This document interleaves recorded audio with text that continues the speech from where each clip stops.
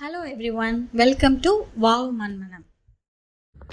ரெண்டு முக்கியமானவங்கள நான் இன்ட்ரடியூஸ் பண்ணலான்னு பார்க்குறேன். ரணக்கல்லி அப்புறம் தூதுவளை. இந்த கொடியாக போயிட்டுருக்கவங்க தூதுவளை. இவங்கக்கிட்ட நிறையா முள் இருக்கும்.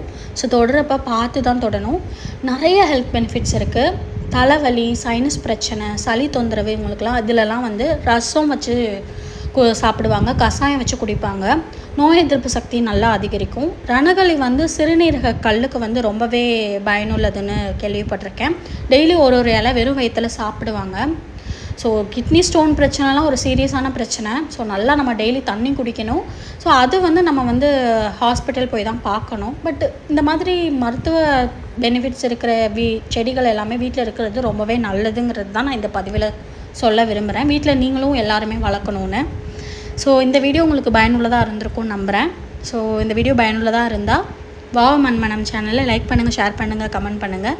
கண்டிப்பாக சப்ஸ்கிரைப் பண்ணுங்கள். தேங்க்யூ.